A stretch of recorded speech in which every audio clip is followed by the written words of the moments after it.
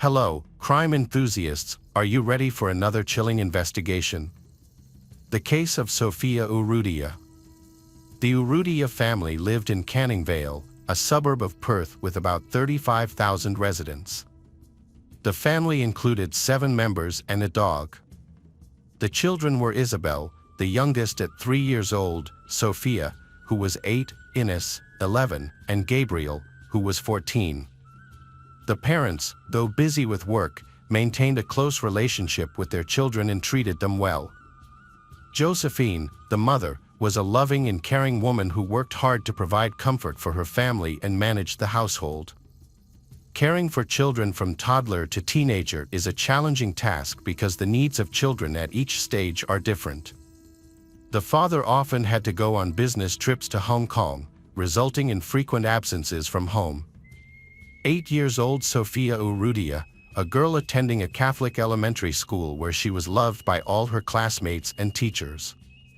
Sofia was well-mannered, naturally tactful, inquisitive. She helped her mother and took care of her younger sister. Sofia had many hobbies, including painting and dancing. Her uncle, who lived with them, often helped with the children and frequently took them on outings.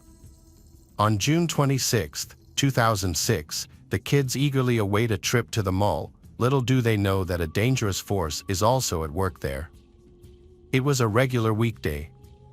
The uncle picked up the children after school, and they went to the local shopping center, Leamington. It was a small shopping area, but it had everything local residents needed. 3 children were with their uncle, 14 years old Gabriel, 11 years old Ines, and 8 years old Sofia. During their walk, Sofia excitedly shared that she had been chosen to perform an interesting Indonesian dance. She was thrilled and proud, and her uncle and siblings praised her. While at the shopping center, Sofia needed to use the restroom and informed them at the checkout. Being familiar with the shopping center, her uncle allowed her to go alone while they finished unpacking and paying for their items. The restroom wasn't far, and Sofia ran off by herself. The uncle watched her until she entered the restroom, not realizing it would be the last time he saw her alive. After paying, they left the store and went to wait for Sofia outside the restroom, but she took longer than expected. Concerned, the uncle moved closer to call out to her, but there was no response.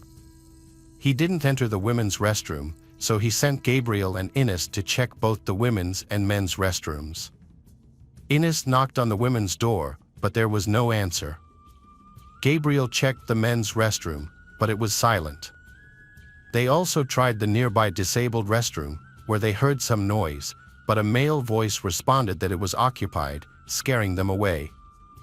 Worried, Gabriel and Ines thought Sofia might have exited through another door, possibly heading to a restaurant or becoming lost in the shopping center. Sofia's uncle waited in the hallway, while the rest searched for her around the shopping center.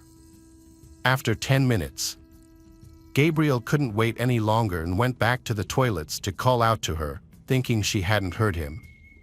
As he approached the disabled toilet, the door suddenly swung open. A tough-looking guy, about 20 years old, emerged. Their eyes met briefly, and Gabriel instinctively felt something was wrong. Gabriel immediately noticed Sofia's discarded school uniform in the waste bin. He moved closer and saw a lifeless, naked body on the floor. By then, the guy had already run down the corridor and was out of sight.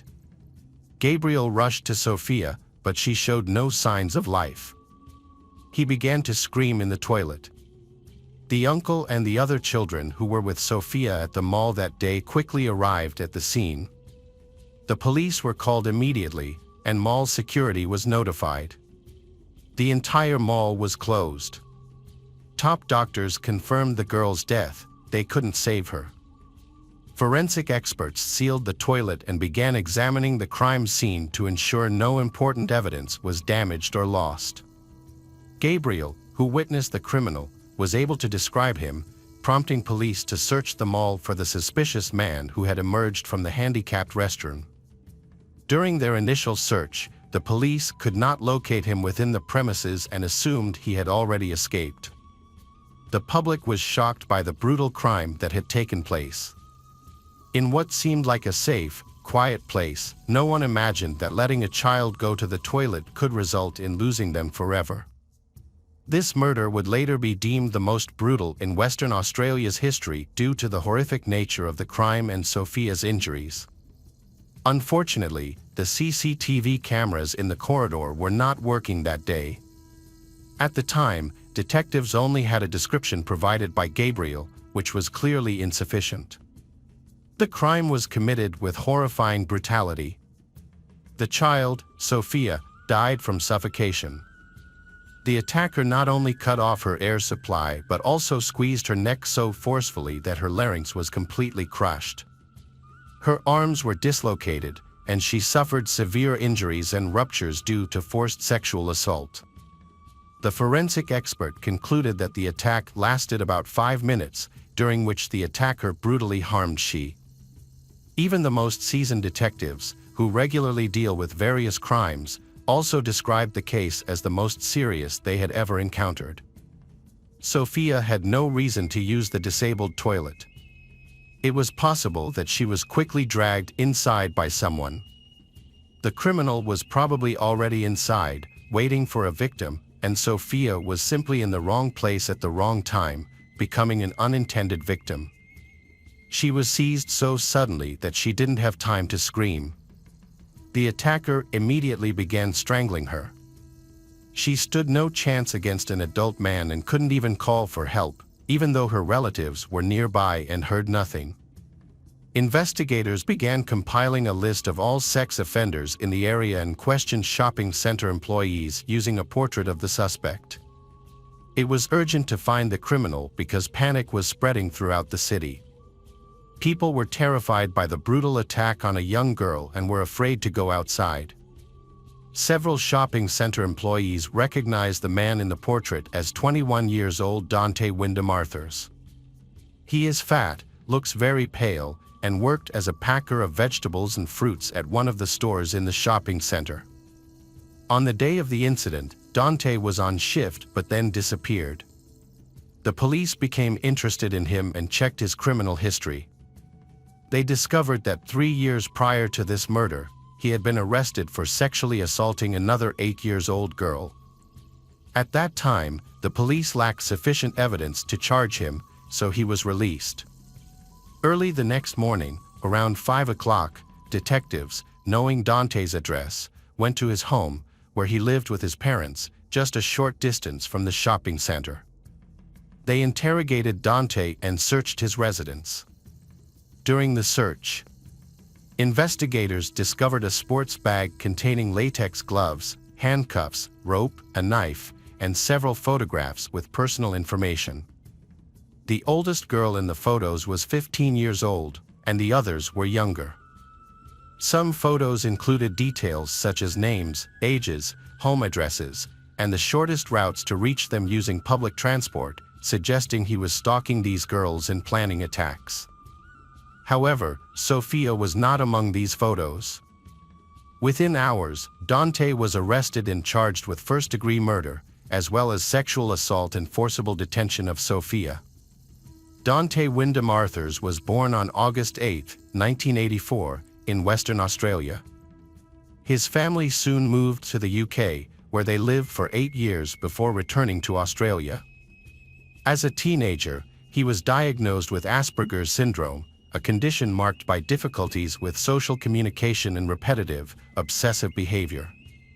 During questioning, he neither confirmed nor denied his guilt and did not take the events seriously. He described the situation as if he were an outsider watching the horrific crime occur. He was unable to provide details or explain his motives, suggesting it felt as if the actions were not his own. Furthermore, Dante could not specify whether the sexual assault happened before or after the murder. This detail was crucial because, in Western Australia, sexual assault on a deceased person is not classified as a crime. He claimed his intent was to rape Sofia, but he never meant to kill anyone. Sofia's relatives were shocked by the police's negligence and blamed them for allowing the dangerous criminal to remain free. They pointed out that in 2003, investigators ignored crucial evidence that showed Dante was dangerous. If that evidence had been addressed and he had been held accountable, Sofia would not have encountered him in the restroom that day, and she would still be alive. It was revealed that Dante wasn't even listed among the most dangerous criminals prone. However, this was not Dante's second crime. In 2001, while on vacation with his family, Dante was arrested for sexually assaulting a young girl in another country. However, due to insufficient evidence, he was released, and no information about the incident was shared with the local police. Before Sofia's murder, Dante stalked at least 10 other girls. Later, the public began discussing new disturbing information about the murder of another child. This was the infamous case of 2-year-old James Bulger, brutally murdered on February 12, 1993. His mother had briefly left him unattended behind the door of a butcher's shop in a shopping center in Liverpool, UK. She didn't intend to stay long as she was just picking up an order, but there was a mix-up, delaying her return. When she came out, her son was missing. She immediately began searching and called the police. James's body was discovered 2 days later. A train had passed over him, but he had died beforehand. A forensic expert identified 42 injuries on James's body, including 10 skull fractures. Because of the numerous injuries, it was impossible to determine which one caused his death. It was later discovered that James had been noticed by 2 9-year-old boys, John Venables and Robert Thompson, who had skipped school that day. They aimlessly wandered around the shopping center, committing several petty thefts. Upon seeing James, they decided to have some fun with him. They forcibly took him away and brutally assaulted him, hitting him with a 10-kilogram iron bar. They kicked, trampled, and threw bricks and stones at him and poured paint on his face. When they saw James was no longer moving, they dragged him to the railroad tracks and left him to die, hoping to disguise the murder as an accident. The crime was quickly solved thanks to CCTV footage from the shopping center, which showed James being taken away, leading to the arrest of John and Robert. They had previously attempted to kidnap another child in a shopping mall, but the mother quickly intervened and saved the child. It was found that after James left the shopping center, they were seen by 38 people along the way. Passers-by observed they forcefully dragging the child. They claimed that James was their younger brother, and they told others they were taking him to the police station because he was lost. No one intervened in the situation. Investigators suspect the crime was not sexual in nature since the child was not wearing underwear, but the examination could not confirm this for certain. Robert Thompson and John Venables denied any sexual abuse of James but were unable to clearly explain why they undressed the child. John and Robert were sentenced to imprisonment for an indefinite period, meaning they would remain in prison until authorities determined they were no longer a threat to society, with a minimum sentence of 10 years. However, due to public pressure, their minimum sentence was increased to 15 years in July 1994. In 1997, the House of Lords overturned this decision, reducing the minimum sentence back to 10 years. Consequently, they served only 8 years in prison and were released in June 2001. By their release, they had completed secondary and advanced level education. While in prison, they suffered from post-traumatic stress disorder, with John frequently experiencing nightmares about James. Importantly, they were given new identities and guaranteed complete anonymity. Any publications revealing their new identities or showing their photographs were officially prohibited. The authorities believed they deserved a second chance at a normal life, and this measure was also taken for their safety, as it was feared that the public might harm them. The public was outraged by the lenient punishment and the protection of their identity. People wanted to know their names and whereabouts to avoid any potential danger. There was skepticism about their ability to reform, which proved justified. On March 2, 2010, John was sent back to prison for storing and distributing explicit photos of children. He received a 2-year sentence and was released in February 2018. Then, he to be charged again. John faced charges for possessing explicit child photos, leading to a 40-month prison sentence. There were reports that he might receive a new identity and undergo plastic surgery at the state's expense to keep his identity hidden, a move James's parents strongly opposed. In July 2019, UK authorities discussed the possibility of relocating him to Canada, Australia, or New Zealand, as maintaining his anonymity in the UK had become too costly. There is almost no information about Robert Thompson. The only known fact is that he was forbidden from communicating with John and was relocated. It is unknown whether he reformed or returned to crime like John. After the murder of Sofia Urrutia, many suspected that Dante, who killed Sofia in a restroom, was actually Robert Thompson with a new identity. He received help with relocation and confidentiality, and many details of their biographies matched. Dante lived in Great Britain for 8 years, coinciding with the time of James's murder. In both cases, the victims were found in a shopping center. It is believed there was a sexual motive, and the victims were of a similar age and appearance. However, this theory could not be confirmed. The police denied any connection. The public suspects the denial was due to confidentiality. Many continue to believe they are the same person and consider him very dangerous. The year after Sofia's murder in March, Dante did not plead guilty to any charges. Consequently, the police reduced the charge from premeditated murder to simple murder, which carries a lighter sentence. Additionally, the sexual assault charge was dropped due to the inability to prove it occurred before Sofia's death. This situation highlights the sometimes absurd nature of the Western Australian legal system.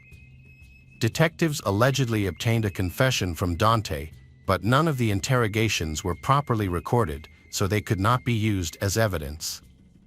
At the trial, due to public pressure, Dante was sentenced to life imprisonment with the possibility of parole after 13 years.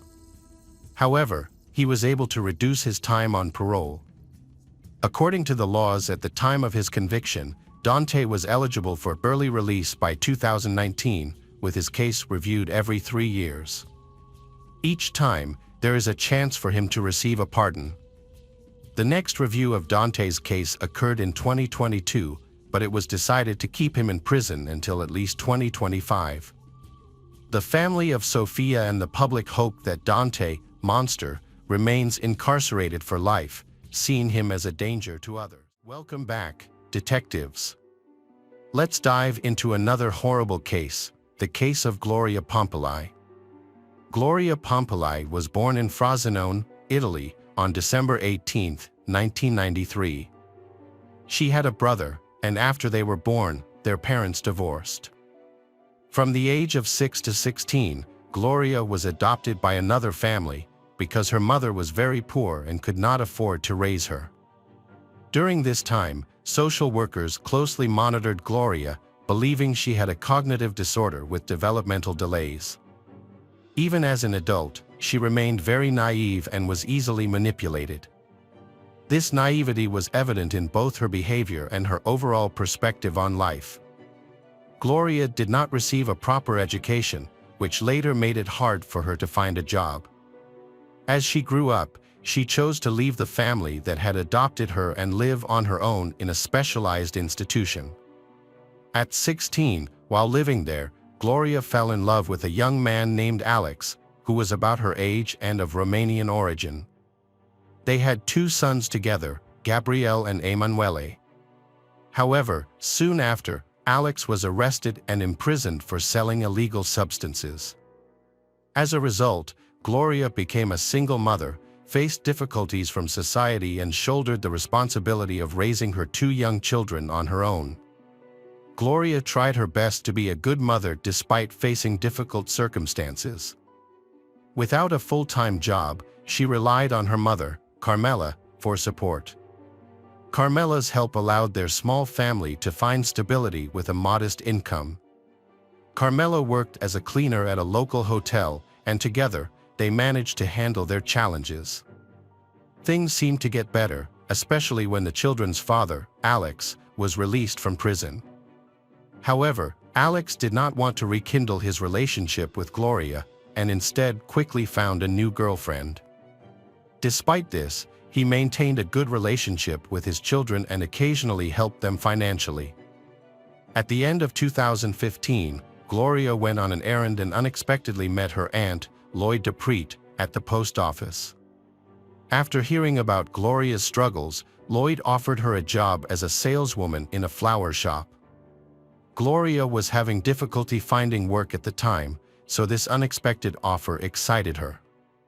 Trusting her aunt and believing she genuinely wanted to help, Gloria discussed the plan with her mother, Carmela. However, Carmela was not pleased with the proposal because she did not trust Lloyd and found the sudden offer suspicious. Despite Carmela's concerns, Lloyd and Gloria were able to persuade Carmela to agree to the plan. Lloyd thoroughly explained the job details, giving the impression that she genuinely wanted to help them during a tough time, while also finding a reliable worker for the shop. Gloria eagerly accepted her aunt's offer, oblivious to any potential risks. Unknown to Gloria, Lloyd was dating an Egyptian man named Saad Mohammed Alesh Salem. Saad was a legal migrant, but his brother Hadi was not. Lloyd devised a plan to help Hadi get a residence permit by arranging for Hadi to marry Gloria. Lloyd believed this would eventually lead to Hadi gaining citizenship. To facilitate this, she and Saad moved closer to the Gloria family. Lloyd offered Gloria a job to involve her more in their plan. Unaware of their real intentions, Gloria was captivated by Hadi when they met. Thinking she had finally found happiness, she agreed to marry him, not realizing the deceit behind their motives. Gloria's marriage to Hadi was arranged not out of love, but so Hadi could gain residency. They celebrated with Lloyd and Saad, but Gloria's happiness didn't last. After a brief celebration, they returned to Lloyd's house, an old building without heating. Gloria and her children had to leave their comfortable home and move into the tiniest room in a new apartment. Her Aunt Lloyd had promised Gloria a better life, including a potential job, but it became clear this was a deception. Lloyd never intended to help Gloria find work, and her delays only added to Gloria's hardship. In the months that followed, Gloria's living situation only worsened. Hadi quickly abandoned her, claiming he had found work in a nearby city. Gloria was left to care for her children alone, trapped in a cold and cramped room. Her aunt's Lloyd's empty promises had turned her life into a nightmare, one that would last for a year and a half. The apartment belonged to Lloyd, and she demanded that Gloria pay the rent. However, Gloria was unemployed and couldn't afford to pay. The family had no money, but Lloyd used another tactic to exert pressure. She criticized Gloria for being a bad mother. She threatened that if Gloria went to the police, her children would be taken away, just like Gloria was removed from her own mother. This threat deeply affected Gloria and left her feeling intimidated, though she hoped for a better outcome. Lloyd and Saad continued to insist Gloria pay for her stay, but she remained unable to settle the debt. They proposed a drastic way for her to earn money to cover her expenses, trading her own body. Gloria refused and begged to be allowed to go home.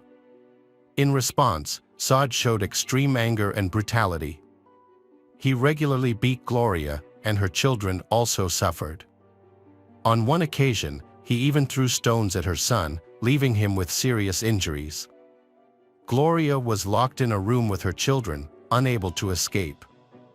In order to be able to collect rent from Gloria, Lloyd and Saad pressured she to start servicing men, suggesting the room she shared with her children would be suitable for this purpose. Gloria refused once more. In response, they beat her and issued threats, but that doesn't work either. Too angry, Saad took Gloria's children, placed them in a wicker basket, tied a rope to it, and hung it precariously, threatening their safety. Fearing for her children's lives, Gloria is forced to comply with Saad and Lloyd's demands, and men begin to seek her out. Whenever she tried to refuse serving men, Saad and Lloyd abused her children again, and the beatings continued. The recent violence happened because Gloria had a low income. She had few clients, and her work generated very little money. For a long time, Gloria hoped this situation would end, and she dreamed of getting a job in a flower shop, believing it would improve her circumstances. However, she later discovered that her Aunt Lloyd did not own a flower shop. Lloyd continued to force Gloria into sex work and took every penny she earned. Even this was not enough for Lloyd. Since there weren't many clients, Lloyd made Gloria and the children beg on the streets under her supervision. All the money collected from begging was also taken by Lloyd, but this activity was too noticeable and risky, so they stopped it, and Gloria was forced to serve men again. Lloyd and Saad managed to bring more men for Gloria to serve. To cover up, Lloyd visited Gloria's mother, Carmela, and claimed that the children were fine, the family lived in another city, and Gloria was doing well at her flower shop job. This made Carmela suspicious, because she still talked to her daughter on the phone from time to time.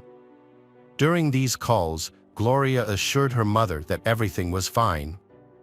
However, Gloria was so beaten down and scared that she lied to protect herself and the children. In their phone conversations, Gloria described her work as a salesperson. However, one thing puzzled Carmela. Gloria mentioned leaving home at 6 a.m. and returning late, which didn't match the typical hours of a flower shop. This seemed strange, but Carmela thought Gloria might be prepping and cleaning the store before and after hours, explaining the long workdays. Despite this, Carmela trusted her daughter's words. Gloria never complained to her mother or asked for her help. By this time, Gloria has served men every day, and this unfortunate house is called the Pink House, due to the color the facade is painted. For Gloria's children, the house became a haunting place of fear and suffering. Lloyd took out their anger on Gloria daily, and her children were constantly abused. This went on for months. The eldest child later remembered never feeling safe there, shuddering at every noise. Neighbors suspected what was happening, as they often heard screams and cries and saw bruises and injuries on Gloria and her children. Some time after the events began, a neighbor contacted social workers. She reported that a family was cruelly treating their young children. Her explanations were vague, but she mentioned that the children were regularly hung in a basket from the balcony. Initially, this sounded strange and unbelievable, so the workers didn't take her claims seriously. Eventually, however, they decided to investigate. When they arrived at the address, they did see a strange basket hanging from the balcony. No one answered the door, so the employees used equipment to remove the basket from the railings. It was empty, so they concluded it was a prank and left. After these incidents, Gloria's situation deteriorated. She was beaten daily. The men, aka Gloria's clients, continued to her, and they also started taking her to a suburban highway where she stood next to a cafe to serve cars that stopped. During this time, Carmela heard from several acquaintances that her daughter, Gloria, was not doing well. Some mentioned Gloria and the bruises on her body. However, with every phone call, Gloria insisted that everything was fine. Lloyd told Carmela what she wanted to hear, that Gloria was happy in her marriage, could finally live a quiet life, and raise children. She said that Gloria was working a lot and therefore couldn't always stay in touch. Carmela believed her again. During this period, Gloria's aunt, Lloyd, increased her control over her. Lloyd was afraid she might cheat and keep some money, so Lloyd would count the condoms and insist that she return the used ones. Gloria complied, but Lloyd always found reasons to accuse her and took all the money whenever she bought food during work. This became another reason for Lloyd to punish and beat her. In 2016, Saad went to Egypt to visit family for 45 days. While he was there, he called Lloyd multiple times, expressing anger that Gloria was resisting. Gloria resisted Lloyd's attempts to force her into serving customers. To ensure obedience, Lloyd placed the children in a basket and dangled them off the balcony, threatening to cut the rope if Gloria did not comply. Neighbors noticed chaos in the apartment Lloyd's. Everyone was aware that Lloyd forced Gloria to beg, and the constant crying of the children in her apartment caused neighbors to start speculating. However, Lloyd created a false narrative, claiming that Gloria was unable to pay rent, while in truth, she was profiting from a criminal operation. Lloyd had a feeling that something was off and was worried that the police might come to investigate. A major obstacle in exposing Saad and Lloyd's criminal scheme is Gloria's behavior. She was too trusting and frequently lied to protect Lloyd, inventing stories that everything was fine. She sometimes claimed she served men because she wanted to and occasionally complained about being forced to curl her hair. When she confessed, her words were not believed. According to Gloria, her husband threatened her with violence against her and her children. She was terrified they would kill her children in front of her. She had already seen Saad throw stones at a boy, which heightened her fear. By 2016, due to fears of exposing criminal actions, Gloria and her 2 children relocated to avoid recognition and continue their activities. They moved into another apartment owned by Lloyd, along with Saad. However, the neighbors grew suspicious and noticed unusual behavior. When they met Gloria on the street, they urged her to move out, but she insisted she had nowhere else to go and struggled to manage alone with 2 children. Some neighbors provided assistance, with one even giving Gloria a free haircut. She slowly formed a friendship with a young man named Stephanie, who found out that Gloria had not completed her education and was in urgent need of employment and money. Even though they are friends, Gloria was too scared to share the abuse she experienced from Lloyd. Later, Stephanie witnessed more distressing incidents. A neighbor confessed seeing, from their apartment window, that Saad frequently visited Gloria and Lloyd. One night, the neighbor witnessed a horrifying incident. A man attacked Gloria, hitting her multiple times and then smashing her window with his head. When a neighbor returned to cut Gloria's hair, they noticed a deep cut on her head. Despite this, Gloria insisted that everything was fine and refused to share any details out of fear. In August 2017, Gloria managed to escape, but her tormentors, Saad and Lloyd, found her the next day. Saad picked her up in a car and brought her back home, where he began yelling at her, insulting her, and hitting her from the doorway. Throughout that month, the neighbor witnessed Gloria being beaten severely every day. Fresh bruises were visible on her face, but when asked about it, Gloria lied, saying it was her own fault or that she had been in accidents. On August 23, Gloria, who was clearly exhausted, was sent out to work again. Security footage later revealed that Saad and Lloyd physically forced her into Lloyd's car. Once inside, Saad struck her 3 hard blows to the face.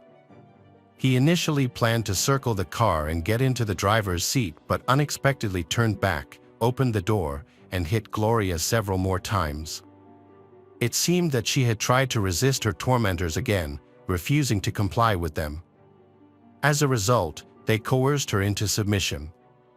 Gloria was taken away around 3 p.m. A few minutes later, surveillance cameras at a nearby store captured her buying a chocolate bar. This was the last sighting of her.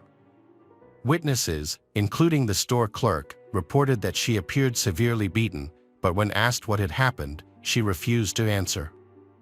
Despite her injuries, Gloria refused to accept help from others and continued to work on the street until the evening. Around 7:30 p.m., Saad and Lloyd returned in a car, this time accompanied by children, and she was made to sit in the back seat. Again, they took all her earnings for the day. Saad counted the money ignoring the amount Gloria spent at the store, and scolded her for her low earnings and unexpected expenses. This upset Saad, and he stopped the car in a dark area, pulled Gloria out, twisted her arm behind her back, and delivered several heavy blows to her stomach. These blows later turned out to be fatal. Immediately after the assault, Gloria started choking and lost consciousness, prompting her attackers, Saad and Lloyd, to attempt first aid through artificial respiration. However, their efforts were futile, and Lloyd called for emergency services. Meanwhile, Gloria's children, aged 3 and 5, were in a panic, crying for their mother. Tragically, Gloria was already beyond saving, and officials confirmed her death at the scene. The young mother Gloria was brutally killed in front of her children. Her suffering lasted over a year and a half before it finally came to an end. Afterward, Saad and Lloyd brought the children to their grandmother's house, where Gloria had lived for many years. There, they met with a social worker, and they made up a false story in an attempt to distract the police during the initial investigation. They fabricated a tale that claimed Gloria was using a banned substance and had fled, stating they found her in that condition without knowing what had happened. Eventually, law enforcement discovered the truth behind their fabricated account. The next day, Gloria's eldest child sought shelter from a social worker to request help and asked if he could share a secret. This secret appeared to be very traumatic, as the child clenched his fists in anger and helplessness, tears welling up in his eyes. He cried out that they had killed his mother, Gloria. Once he calmed down enough to speak, he told the social worker that Lloyd was actually very harmful. His face was filled with terror. After sharing a brief account, the boy stopped talking out of fear.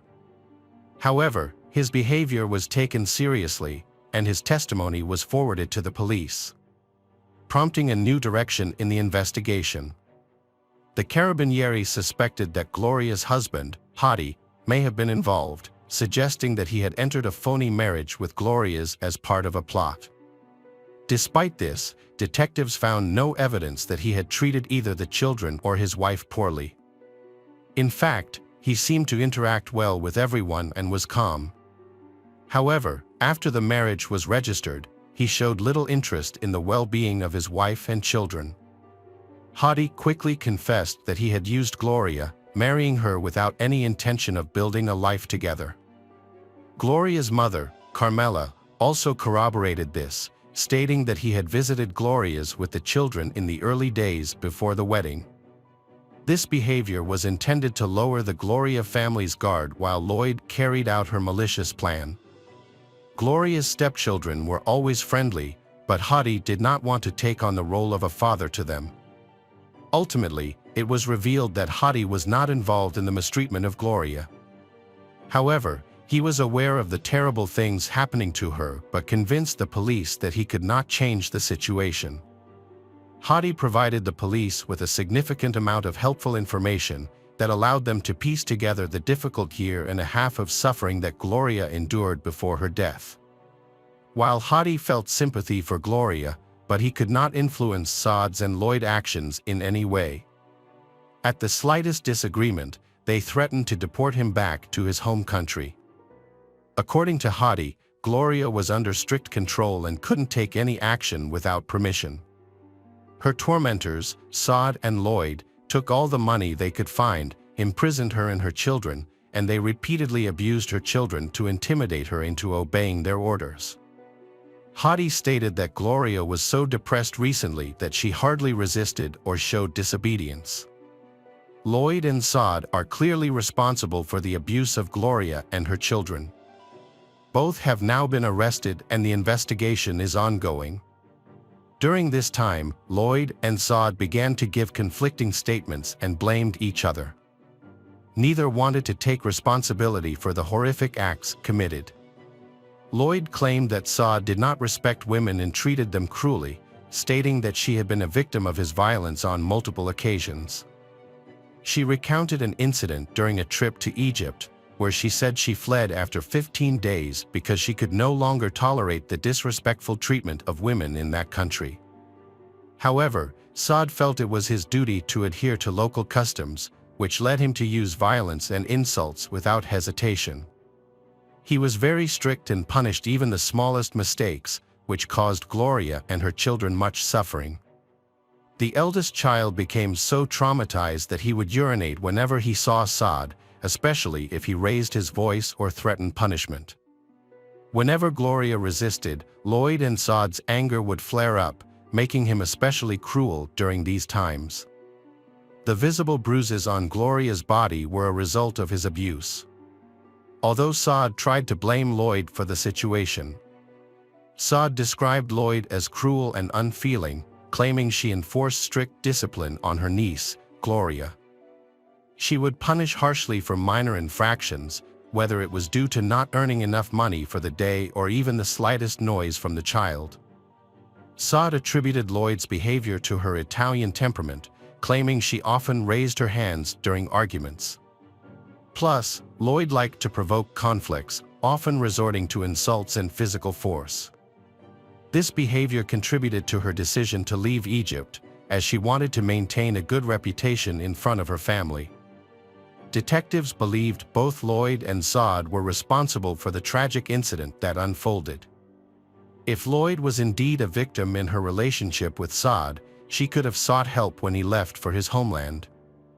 Instead, she continued to harm Gloria. Saad, on the other hand, would not have returned to Lloyd if he was unhappy, yet he chose to maintain their relationship and came back to her after his trip. This suggests that both were complicit in their actions and share the blame. A few people who knew Gloria well reported that Gloria wanted to find a decent job to support herself and raise her children properly, but she was never given the opportunity. Her tormentors inflicted psychological harm on her young children. The older child, in particular, struggled with issues stemming from years of violence. The children witnessed their mother being beaten multiple times and were also subjected to regular beatings themselves. Whenever the children cried, they were punished further, with unreasonable demands for them to be silent. According to Gloria's eldest son, once when he witnessed another conflict, he became so frightened that he urinated and started crying. This infuriated Saad even more. He picked up the child and slammed him hard onto the floor. Following this incident, the child fell ill for an extended period. They simply placed him on the couch and did not seek medical attention. During the trial, Lloyd stated that Gloria, the children's mother, had been in a downward spiral and started engaging in prostitution at the age of 14. However, social workers who had been observing Gloria since her childhood contradicted this claim. They indicated that Lloyd's statements were part of a fabricated story intended to lessen her own punishment. Tragically, after a year and a half of violence, the situation culminated on August 27, 2017, when Gloria were brutally murdered in front of her children. Lloyd Delpreet Va Saad Mohammed Alesh Salem were convicted of premeditated murder and sentenced to 24 years in prison, although the prosecutor had sought a harsher penalty. On May 11, 2021, their sentence was reviewed and reduced to 20 years. The court determined that social services did not properly handle the complaints about abuse Gloria's. Neighbors had reported troubling behavior, but social service workers only provided minimal assistance. Gloria's children were eventually adopted by another family, and the request for custody from their grandmother was denied. Nevertheless, Gloria's mother remains determined and continues to fight for custody of her grandchildren. Hello again, true crime fans. We've got another mysterious case to explore. The case of Su Xingqi. On July 4, 2009, several lecturers from the finance department of a Chinese university gathered to work overtime to manage and monitor the school's finances and expenses from the previous semester. One lecturer, Tam Xing Fai, 43, was scheduled to attend but was missing. At 11 a.m., a colleague named Ma tried to call Xing Fai's cell phone but received no response. Despite the heavy workload, Ma was not too worried at first. He thought Xing Fai might be taking care of his family's dog, which had a skin disease. Xing Fai had planned to take the dog to the vet, so Ma assumed that was where he was. On July 5th, the university's finance department held a meeting, but Xing Fai failed to attend for the second time. Ma tried calling his cell phone again, but no one answered. Unfortunately, Ma did not have Xing Fai's home phone number, so he could not contact him that way. By July 6th, Xing Fai had been absent from work for 2 days and had not contacted any of his colleagues. Eventually, one of his colleagues reported the situation to the finance department. Xing Fai's supervisors had his home landline number, so they called there, but like his cell phone, no one answered. They called the library where his 33-year-old wife, Helen Tong Yen, worked. Library staff confirmed that she had also been absent from work without permission. The couple lived in Zhongshan, Guangdong Province, China, and had been married for 11 years. They have 2 daughters, the eldest, Tam Hu-man, 10, and the youngest, Tam Hu-wing, 7. Despite their financial difficulties and living in an abandoned recycling station on Waju South Road, they are known to be kind, cheerful, and positive people with well-behaved children. Xing Fai often takes his daughters into town to have fun, leading some to believe that the family went on vacation together. However, something unexpected happened that prevented them from returning home.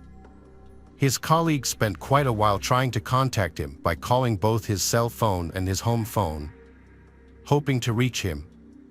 Finally, someone answered, but instead of a family member, it was a middle-aged man who was a stranger.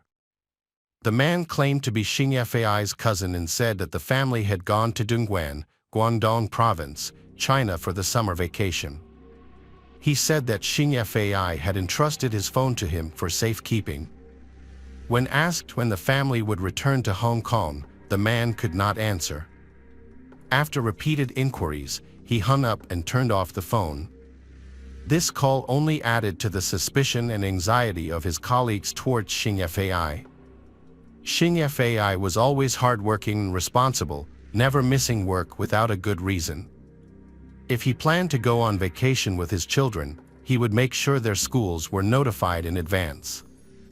In addition, his family kept 9 stray dogs, raising concerns about who would take care of them if they traveled to the mainland and how they would be able to afford the trip to China. Previously, Xing Fai lived with his parents. His father was a sailor and his mother worked at a paper mill.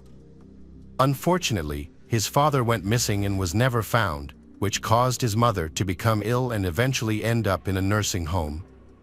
Xing Fai's abandonment of her was considered completely out of character for him, especially since he visited her every week. They eventually decided to contact the police. One of Xing Fai's co-workers led the police to Xing Fai's house, which was located at an abandoned recycling station in Pingqi village. During their journey, they saw a short man through the fence of Xing Fai's property. He quickly disappeared from sight, but they didn't think much of it and continued on. When they reached the gate of the house, they found that the door was locked. The police then inspected the property and interviewed the neighbors. The abandoned recycling station covers an area of nearly 450 square meters, of which only 90 square meters are built, leaving nearly 350 square meters as empty flower beds. The construction of the building was not permitted. The previous owner had built several corrugated iron sheds on the site for waste recycling. A stone house next door was used as a pig farm, and there were few residents in the area. As a result, the police were only able to question one neighbor, an elderly woman surnamed Wang, who lived alone across the street. She said she had lived in the area for a long time and was familiar with the family's routine, noting that they often spent their afternoons working in the garden. However, she had little information about their personal lives and commented that the family rarely had visitors due to the isolated nature of the site. The only relative who visited and contacted Xing Fai was Xing Fai's middle-aged cousin, Zhu Wang. Zhu Wang did not have much information about Xing Fai's family. He only knew that Xing Fai's cousin lived in a nearby stone house. Xing Fai's colleague informed the police that his call was answered by Zhu Wang, leading them to believe that he was the one on the other end of the line. However, Zhu Wang said that he did not know the address of Xing Fai or his cousin. Prior to these events, the police went to Xing Fai's house to investigate in Pingqi village. That same day, the police found a man at a stone house on Waju Road number 74. The man, Su Xingqi, 42, confirmed that he was Xing Fai's cousin. He said that he often went to Xing Fai's house to help with renovations and gardening. When asked about the phone call, he said that the family was in China for a vacation. On July 5, Xing Fai visited his mother at the nursing home. He then went home to tell Su about his plans to travel to Dongguan, China for a few days. Su explained that using Xing Fai's Hong Kong mobile phone in mainland China would incur high roaming charges, so he asked Su to keep the phone until he returned. The witness and Xing Fai's colleague who saw him running away was actually Zhu Wang, who had just finished feeding the family dog. Su appeared calm and there were no significant inconsistencies in his testimony. When the police asked Su if he had the keys to the family's house, he said no. The police continued to investigate the area. When the police questioned the villagers about Su, they discovered that he had been dishonest. Villagers confirmed that Su often went to the house to work and could open both the gate and the door himself, even when no one else was there. This suggested that he might have had a key to the house. In fact, he did have a key, as Zhu Wang saw Xing Fai hand the key to Su at the university office, asking Su to get the key for him. Later, when the police returned to Su's house to ask about the key, he denied having the key again. He claimed that he had used the spare key for renovations but had returned it, so he said he could not enter the house. During this interrogation, Su seemed much more nervous than during the first interrogation, and he deliberately avoided important details. When the police threatened to search his house, Su panicked and suddenly remembered that he actually had another house key that he had not returned. He then took the key from the closet and gave it to the police. Although Su's behavior was suspicious, there was no concrete evidence linking him to the family's disappearance, so the police decided to keep an eye on him while they continued their investigation. They used a spare key to enter Xing Fai's home, where they found the interior in disarray, suggesting a break-in. The police also found some fresh blood stains on the walls, suggesting that someone had been murdered in the house. In the kitchen, they found a sink full of dirty dishes, which raised doubts about the idea that the family had traveled to China, as they would not have left the house in such a state. In the couple's master bedroom, the police discovered the family's identity cards in the wardrobe. The police contacted the border office and confirmed that the family had never left Hong Kong. As they continued their search, officers found a bloody shirt in the next room and a bloody plastic water pipe in the corner of the room.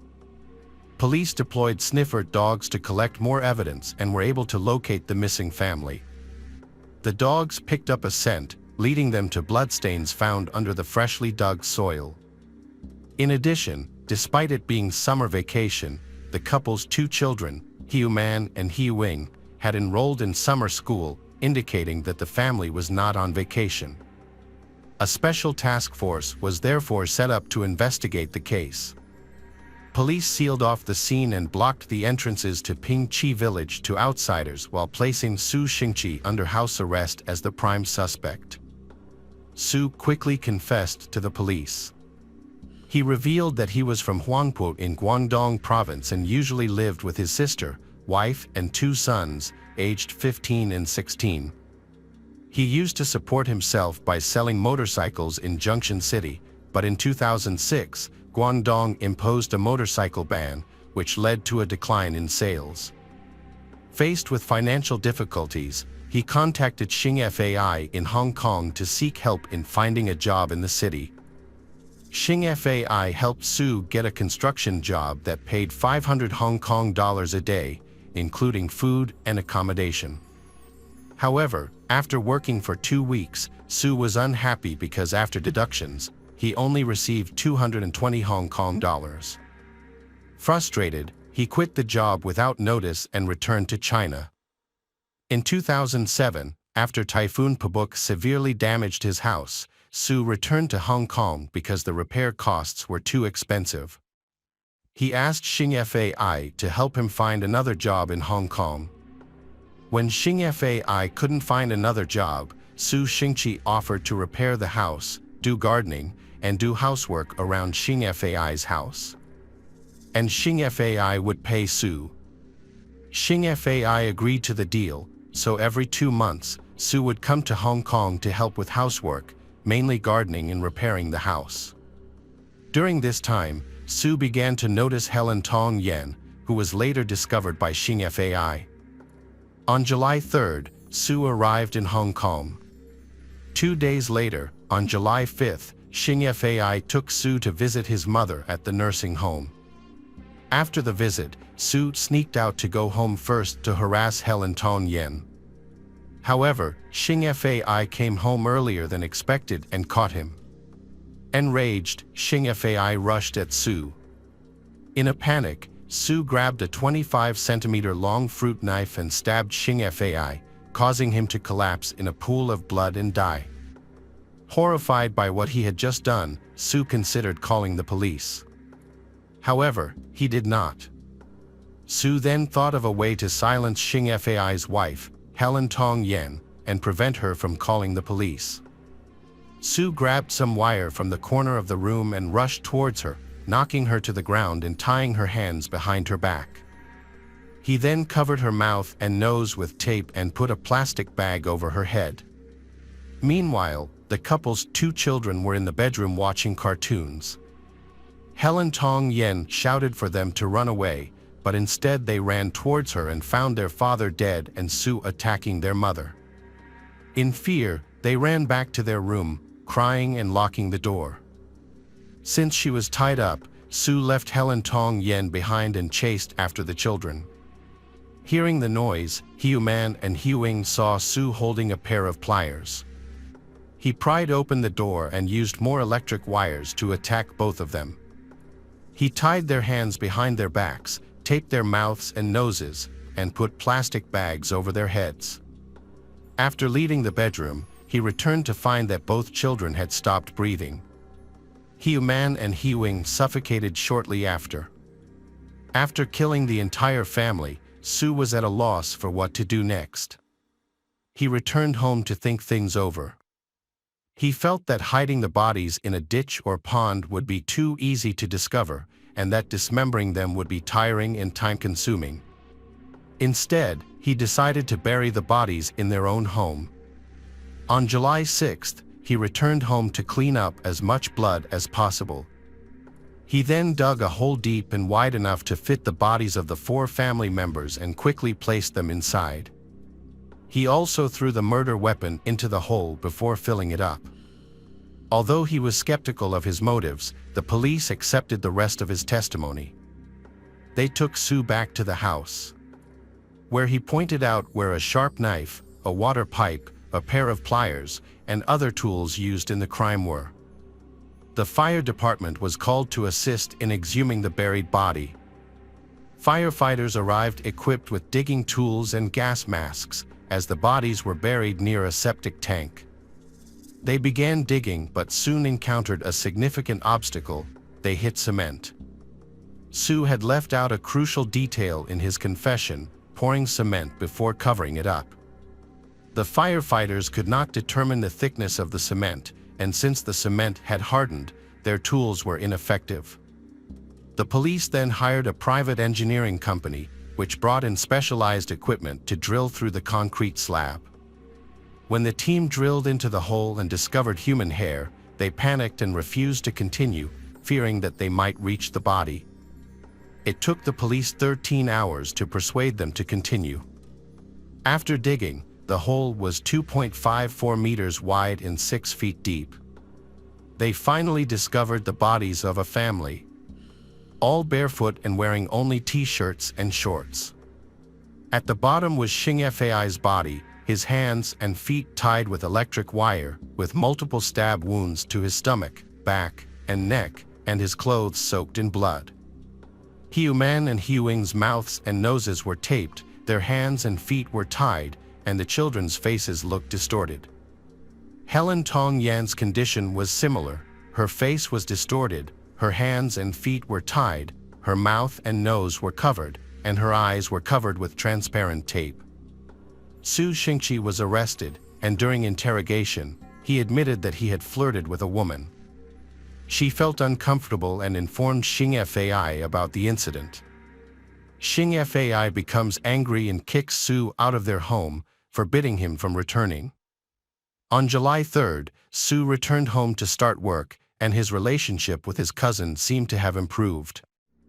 However, on July 4th, he again behaved inappropriately towards Helen Tong Yan. While Xing Fai was away, Su attempted to molest her. She escaped and locked herself in her room while calling for help. Not wanting to attract the attention of the neighbors, Su angrily left the house. On July 5th, Su and Xing Fai went to the nursing home, but he left first. Anticipating this, Xing Fai returned home early and found Su at his home and was trying to get in to talk to Helen Tong Yan. An argument ensued, and in the heat of the moment, Su stabbed Xing Fai. The rest of his confession was consistent with his initial statement but added the detail that he had filled the makeshift grave with cement.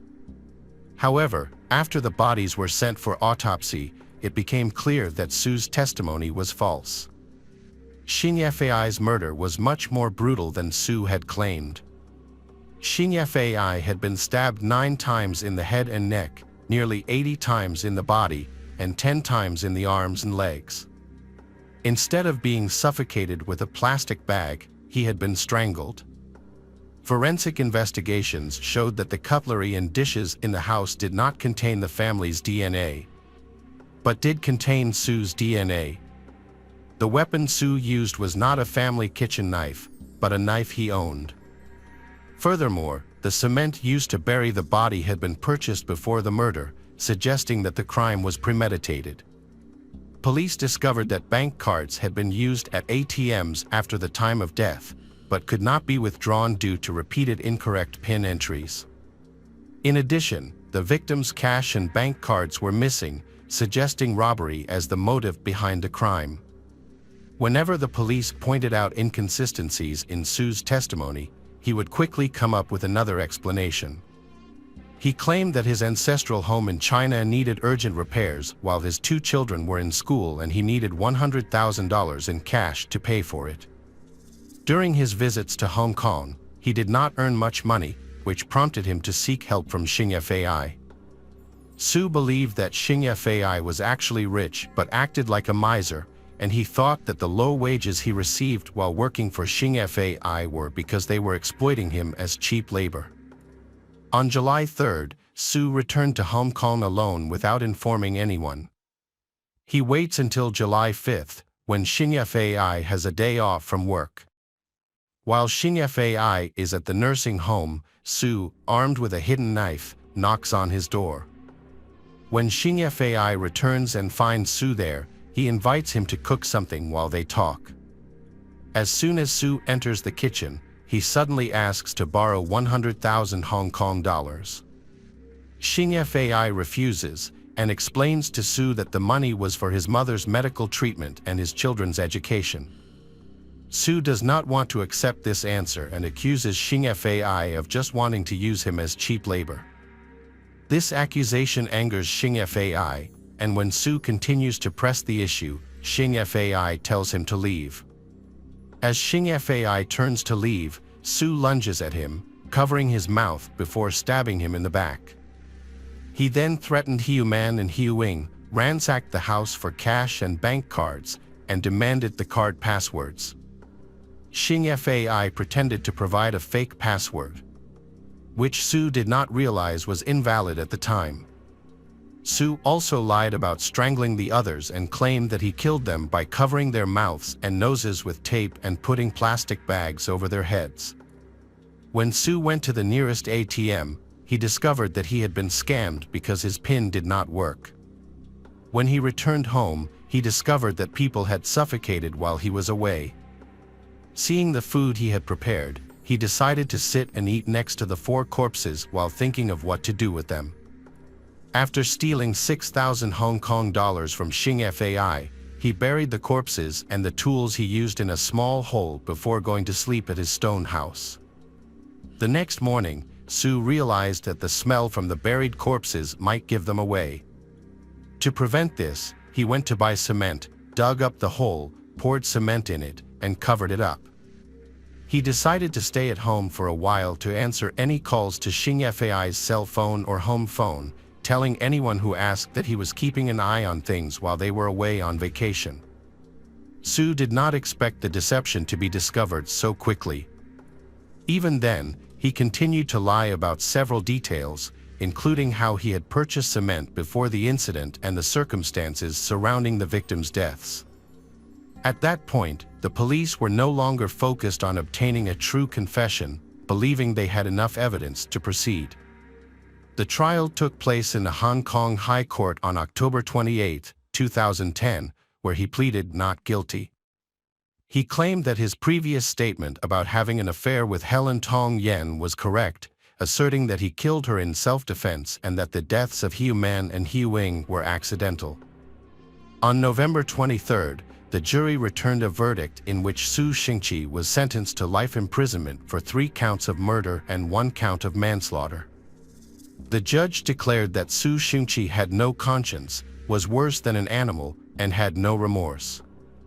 He accused Su of fabricating his self-defense testimony and his relationship with Helen Tong Yen, not to receive a lighter sentence, but simply to tarnish their reputations after death. Su Xingqi's family from Hong Kong defended him against Xing Fai's accusations, claiming that Xing Fai was a hypocrite and the real villain, using Su as cheap labor and taking a portion of his wages. This defense angered neighbors and residents of Ping Chi village, forcing Su's family to return to China to escape the negative backlash. The crime itself was one of the most shocking in Hong Kong's history. Tam Xing Fai's family received a significant outpouring of support, with many people visiting to offer their condolences and netizens donating enough money to pay for the funeral. In addition, the family's 9 stray dogs were adopted by another family and taken for a walk every July 5 near their old home. On August 9, 2022, Su Xingqi died of liver cancer at the age of 55 in Stanley Prison, Hong Kong. Welcome back, detectives. Let's dive into another horrible case. The case of the Winkler family. Matthew Brian Winkler was born on November 21, 1974, in Henderson, Tennessee. He was the youngest of 3 sons, with 2 older brothers, James and Daniel. Matthew's parents, Dan and Diane Winkler, were deeply religious and they raised their sons very strictly. It is worth noting that Matthew became a 5th-generation church pastor. His father, Uncle Michael, grandfather Wendell, great-grandfather Merlin Winkler and great-grandfather Merlin Paul Winkler Sr. have all been pastors of the gospel. Matthew grew up in a respected family. His father was the head of the local preacher's school and was a well-known figure in their hometown. As a result, Matthew and his brother attended Sunday school and actively participated in church activities. Outside of church, Matthew excelled in high school soccer, with many believing he had the potential to become a world-class athlete. As the head of the family frequently traveled for his preaching activities, he was often accompanied by his wife and children. As a result, their children, including Matthew, attended multiple schools during childhood. Despite this, he was an outgoing and friendly child who easily made friends in each new place. When Matthew finished high school, his family was living in Austin, Texas. He was a charismatic person but didn't excel academically. Following graduation, Matthew attended Free Hardeman College and graduated successfully. During his time at college, Matthew began developing his pastoral skills under his father's guidance. He served as the youth minister at the Central Church of Christ in McMinnville. He was later appointed as the preacher at the Church of Christ located on 4th Street in Selmer, Tennessee. Mary Carroll was born in December 1973 in G Township, Tennessee. She was the elder of 2 sisters, raised by parents who were deeply devoted to their Christian faith. In fact, her father was a pastor at the local church, where Mary and her younger sister attended Sunday school. A few years after Mary was born, Mary's parents had a second daughter. She was born prematurely and had serious health issues, including cerebral palsy, epilepsy, and intellectual disabilities. This was very challenging for her parents to accept, so they looked for different treatments and even tried experimental therapy to help her. Unfortunately, none of these treatments led to improvements in her health. Mary loved her younger sister dearly and always tried to care for her with kindness and compassion. In 1987, tragedy struck when Mary's 10-year-old sister suffered an epileptic seizure while bathing. Mary had briefly left the room to retrieve something from the bathing accessories, and by the time Mary returned, her sister was no longer breathing. Despite efforts to revive her sister, but she passed away. For Mary, a 13-year-old girl, this was a big shock and the first loss in her life. She was shaken. Consumed by guilt and self-blame, Mary struggled to cope with her grief and she had a nervous breakdown. Mary teachers, concerned about her well-being, referred her to the school psychologist. The therapy sessions were very effective, but they did not last long. When her father discovered the therapy sessions, he became outraged and forbade Mary from continuing, insisting that family problems should be kept within the family. Unfortunately, Mary never received real attention from her parents. Mary grew up as a shy and modest person. After her younger sister's tragic death, causing Mary to become increasingly withdrawn and struggled with the emotional trauma. Her father did not allow her to seek help from therapists, which led to serious psychological problems over time. Years later, Mary's parents decided to adopt a young girl named Charlotte from a troubled large family. Shortly after, they also welcomed Charlotte's 2 brothers and sister into their home, reuniting the siblings. As the older sibling, Mary took care of the younger children and helped her mother. Around the same time, Mary met Matthew, who had just graduated from high school. He was charming, handsome, and popular among girls. However, his strict religious upbringing prevented him from freely expressing his romantic feelings. Despite this, Mary and Matthew quickly hit it off, which soon blossomed into love. As their feelings grew deeper and deeper, they decided to take the next step. After a few months, they introduced each other to their parents, who gave their blessing. With their parents' approval, Mary and Matthew began planning their wedding, which took place in April 1994. When Matthew's family welcomed their first daughter, Patricia, his college education was temporarily postponed. To support his family, he worked at a construction site, but he only did it for a short time because he was not used to hard physical labor. This was when Mary began to notice that Matthew had a difficult temperament. He would often get angry over nothing, become easily irritated, and have trouble controlling his temper. Mary, a gentle and quiet young woman, decided not to speak out about the issues she faced, and instead she kept her family problems to herself. Mary, brought up in a patriarchal household, she had been taught to obey her husband without question. Initially, the Winklers lived close to Mary's parents, allowing her to visit them frequently. However, their lives took a turn for the worse when Mary's mother, Mrs. Freeman, was diagnosed with cancer. The disease progressed rapidly, and she passed away within a few months. This loss was another blow to Mary. Now she has the responsibility of taking care of her little siblings. Mary's situation became increasingly complex during this time, due to her second pregnancy. Following the birth of their second daughter, the family relocated to a new city where they purchased a small home. After the move, Mary became fully devoted to caring for her baby, which led to her nearly ceasing communication with her father and younger siblings. Their constant need for attention overwhelmed her, which further strained their relationships. Additionally, Mary struggling with severe postpartum depression. Those close to the Winkler family noticed changes in Mary's behavior and personality that seemed unusual and concerning. As an introverted person with sociophobic tendencies, she found it challenging to connect with others and form friendships. She gets upset easily, and any little thing can bring her to tears. During this period, as Matthew's career as a pastor progressed, Mary grew increasingly withdrawn. The situation further deteriorated when she became pregnant for the third time, and a few months later, discovered that the fetus had not survived, adding to her emotional pain. This news was devastating for Mary, who had been eagerly anticipating the arrival of this child.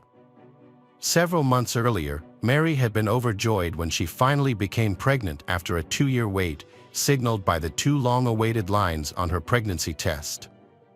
However, Mary's happiness was tempered by fear, and she chose to keep her pregnancy a secret for a long time.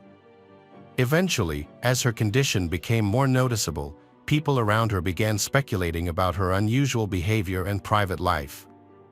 Those who knew Mary closely believed that her unusual behavior was due to the severe trauma she experienced in her childhood, which had taken a toll on her emotional well-being. Behind closed doors, Matthew and Mary's seemingly perfect marriage was far from ideal. Matthew would often shout and snap at his wife, Mary, for no apparent reason, much to the concern of their neighbors. Despite her efforts to maintain a facade of a happy marriage, the truth began to unravel when Mary appeared with a huge black eye. Although she claimed it was an accident, rumors quickly spread about the pastor's violent behavior towards his wife. The tension in their relationship worsened when Matthew had a growing desire to try new things in the bedroom, and he suggested to his wife that they experiment with role-playing, adult toys, and other activities. However, these ideas were met with strong disapproval from Mary. She had been raised in a conservative and strict family, found these ideas to be completely unacceptable. As a result, she firmly told Matthew that she would not engage in such activities. This led to Matthew becoming angry and frustrated, and he repeatedly attempted to force Mary to give in to his desires. The situation became increasingly unbearable for Mary, who suffered abuse from her husband in the bedroom. She eventually confided in her closest friend, tearfully sharing her struggles and asking for kept confidential. Unfortunately, her friend knew the promise and instead shared the information with others. The incident led to widespread rumors about the pastor's behavior, Matthew, damaging his reputation within the community. At that time, Matthew is being promoted and desires to become a local church leader. Nevertheless, his aspirations were dashed due to the swift spread of unflattering rumors about him. Matthew suffered further consequences, was dismissed from Sunday school, where he had previously been in good standing and had successfully taught God's word to the children.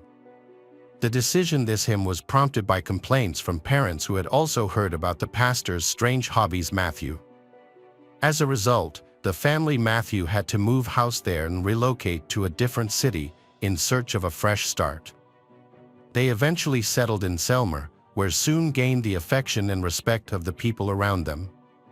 Matthew resumed his role as a church pastor, while his wife, Mary, took on a part-time job to help supplement the family's income. Although their family is not yet peaceful, Mary and Matthew presented themselves as an ideal couple, making their family seem like a model to their neighbors and church congregation. They had become close friends with a young married couple who lived next door, often visiting and sharing holidays, news, and secrets. A few months before the tragedy happened, during a dinner at their house, Mary proudly told their friends that Matthew had bought her a gun for self-defense. He had already taken her to the shooting range several times to teach her how to use it. Mary turned out to be a quick learner, mastering the skills and accurately hitting her targets. It was discovered that the Winkler already had firearms in their home. These guns had been previously purchased by Matthew for self-defense. The guests found it puzzling that he and Mary needed so many firearms, given that they lived in a peaceful town where they had no known enemies and were well respected by their everyone. Mary and Matthew faced financial difficulties after moving to a new house. Mary began looking for part-time work and also pursued a medical degree in order to secure a job at a clinic and care for sick children. Mary then decided to commit financial fraud in an attempt to improve her family's financial situation. She claimed she didn't realize her actions were illegal and intended to repay the money once her finances improved. Specifically, she inflated her bank accounts by adding false funds. Mary received checks from unknown sources, totaling almost $177,000, and deposited them into a joint account with her husband. Her substantial deposits caught the attention of bank employees, and they invited Mary and Matthew to the bank branch to discuss and clarify the transactions. Mary and Matthew failed to appear at the bank, which heightened the suspicions. It was initially assumed that Matthew was unaware of his wife's actions. On March 22, 2006, the quiet town of Selmer, Tennessee, was shaken by a shocking crime. The body of 31-year-old Pastor Matthew Winkler was found in his home, a victim of murder.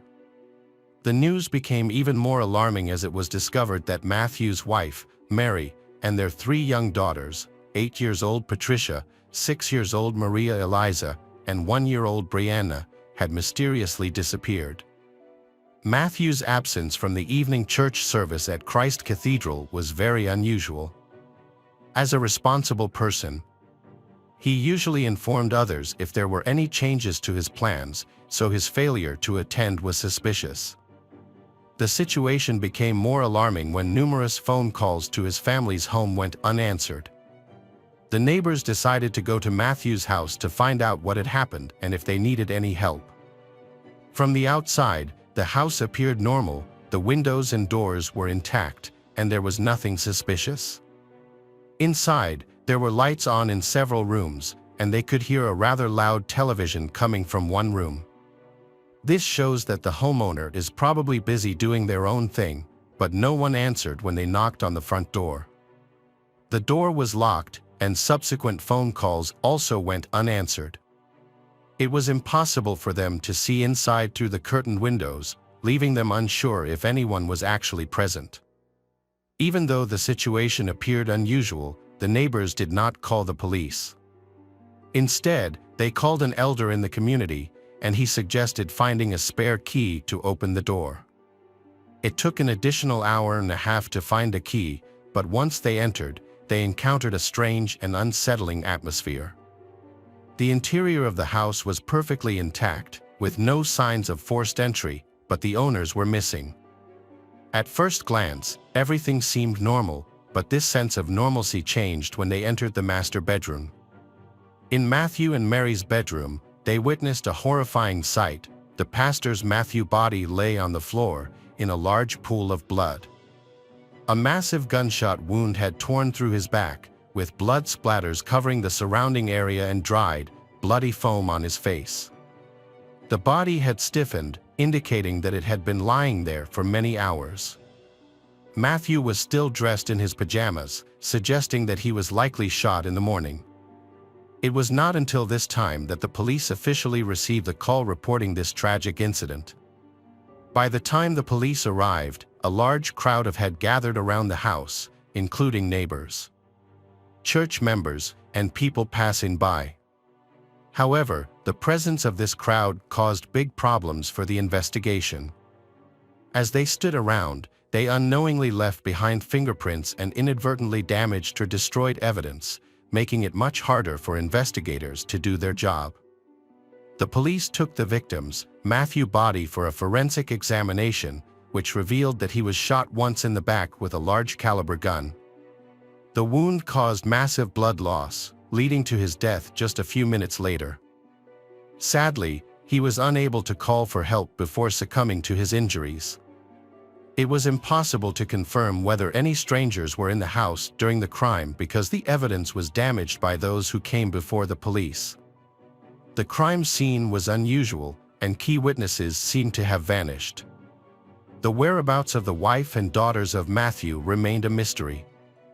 The police suspected that Mary and children might have been kidnapped or possibly murdered. In addition to their disappearance, the family's minivan was also missing from the garage. A large-scale search operation was initiated, prompting a yellow alert from the state, which signaled that children were missing. As a result, all citizens were asked to remain vigilant and assist in locating them. Mary's disappearance raised suspicions when her husband, Matthew, was found murdered in their home. Authorities worried that Mary and daughters might also be in danger and issued a notice searching for them. At first, police believed Mary was a victim due to her timid personality. However, as they dug deeper and collected more evidence, including financial information and witness statements from neighbors, the focus shifted, and Mary became the primary suspect in her husband's murder investigation, Matthew. It was essential to locate Mary as soon as possible and determine the whereabouts of the children, ensuring their safety. The family and their vehicle were immediately added to the missing list. Authorities also attempted to track Mary's bank card transactions and locate her using her mobile phone signal. Mary was discovered the next day in a resort town in Alabama, where she and her children were enjoying themselves at a local amusement park. It seemed as though she wanted to give her children a final, memorable experience, possibly because she knew she would soon be facing prison time. When the family was questioned at the police station, the two older daughters recounted the story with confidence. They explained that intruders had broken into their house, injured their father, and their mother had used a gun to protect them. They were then forced to flee to save their lives. According to the girls, their father was recovering in the hospital, and they expected to visit him soon and then return home. Patricia and Maria Eliza did not witness the incident that occurred in their house. Instead, they learned about them from their mother's account, Mary. All they knew was that they heard a gunshot and caught a glimpse of their father lying on the floor. Their mother quickly put them in the car and they drove away from the scene. Although Mary initially confessed, but then she stated that she couldn't recall the entire sequence of incident due to a temporary lapse in memory. Mary alleged that her husband, Matthew, had been emotionally and physically abusing her for years. He would often humiliate her and coerced her into having sex according to his will. Mary claimed it was Matthew who initially conceived the financial scam and she only did as he said. Matthew was known to have a short temper, would become enraged easily, and had a history of physical violence. His former secretary corroborated these allegations, stating that she frequently saw Matthew yell at his wife, who would bring him lunch at church, but he would always find fault with something she did. The evening before the murder, a heated argument broke out between Mary and her husband, Matthew, resulting in them spending the night in separate rooms. Mary was distraught and spent the entire night crying. The next morning, still distraught, she inadvertently picked up the loaded shotgun her husband kept in the house. With the gun in hand, she went to Matthew's room and shot him in the back while he was still in bed. He collapsed to the floor, bleeding profusely and gasping for air. He tried to speak and managed to whisper a single question to Mary, "Why?" In response, she simply said, "Sorry, so sorry." Mary then took her daughters and left the house. Despite his attempt to call for help by reaching for the phone, Matthew didn't have the strength to make the call. The murder weapon was discovered in the trunk of the car Mary had used to transport the children. It remains unclear why she took it with her. At the trial, Mary was unable to provide an explanation. A key piece of evidence presented at the trial was the role-playing costumes found at Mary's residence. These pieces of evidence proved that Matthew had forced his sexual desires on his wife and how he had abused her. Mary's reaction upon seeing the costumes was striking. She initially turned pale and then became hysterical, Despite providing multiple, conflicting accounts of the events, the court ultimately concluded that she was a victim of domestic abuse. The court found that Mary's years of accumulated feelings of anger, resentment, and pain eventually led to the murder. Despite acknowledging her history of abuse, the court still held Mary accountable for her actions. In April 2007, the court reached its final decision. Mary Winkler was convicted of involuntary manslaughter, but her mental state at the time has caused much controversy.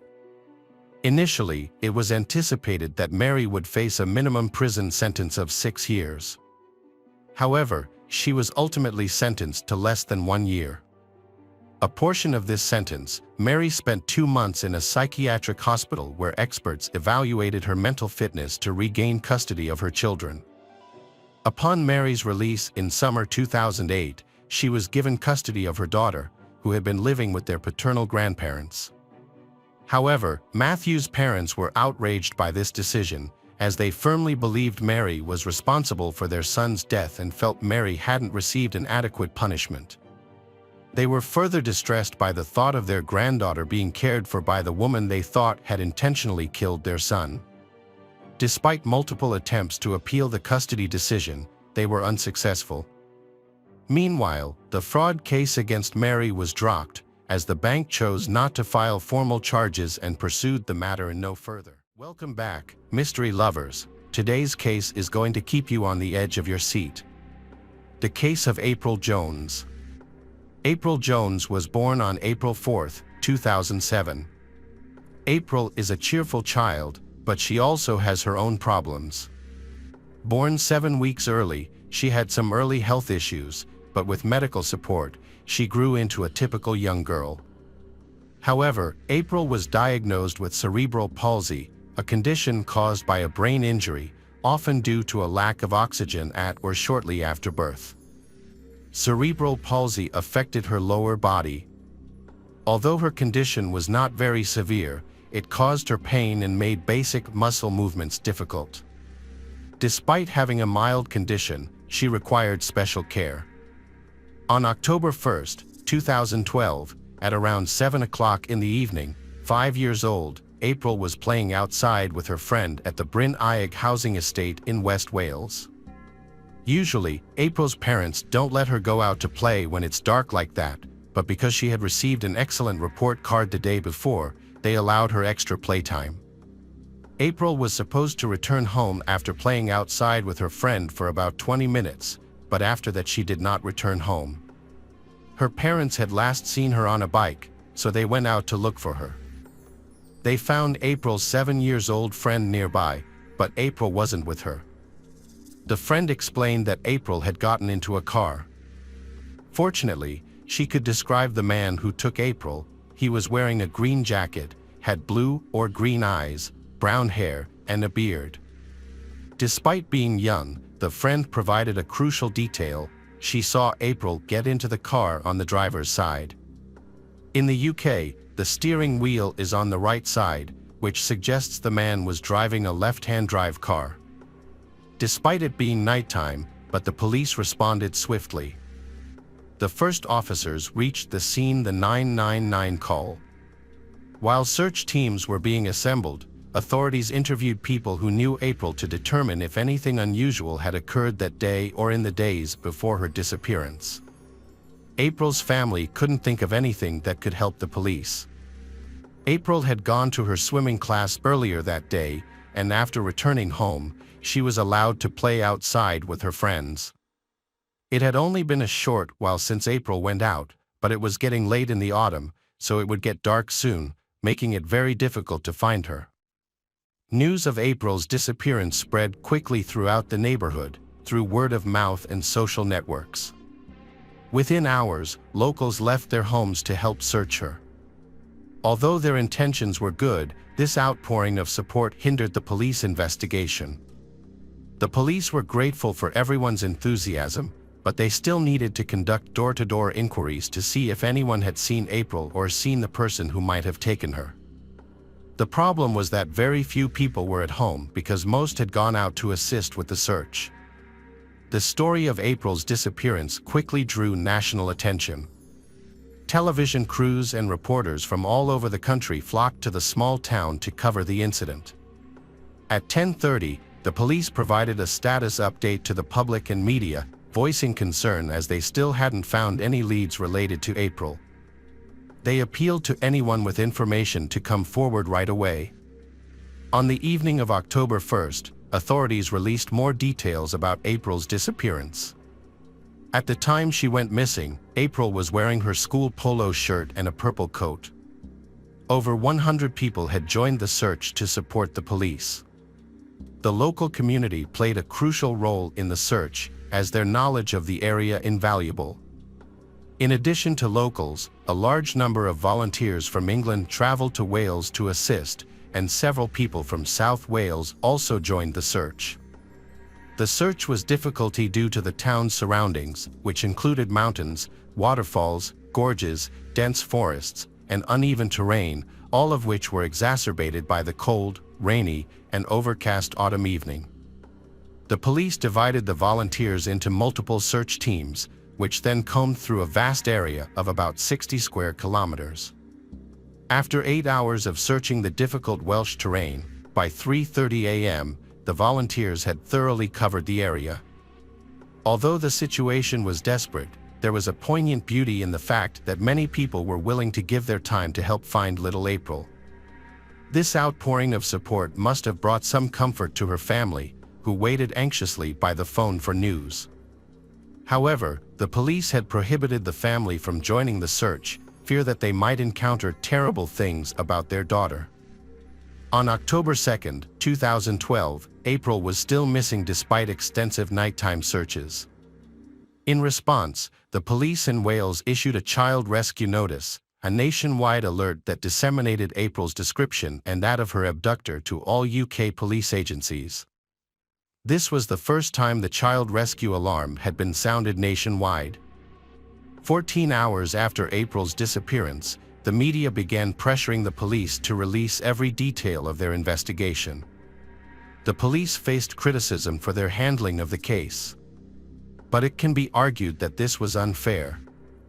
They had responded swiftly, organizing search parties and searching for April throughout the night, doing everything possible given the challenging weather. Detective Superintendent Andy John led the investigation, keeping the public and media informed with regular updates. To aid the search, he established roadblocks where officers stopped and inspected every vehicle. Posters with April's photo were also distributed, aiming to spark anyone's memory that might help locate her. People living nearby and those from farther away had been sending reports to the police. Many of these reports mentioned the same name, Mark Bridger. Several locals identified Mark as matching describe April's kidnapper. He was known as a Land Rover driver with blue eyes and short facial hair, and notably, his car had a left-hand drive. Witnesses reported seeing Mark or his car near where April went missing. They found the last known address of Mark and multiple attempts to contact him.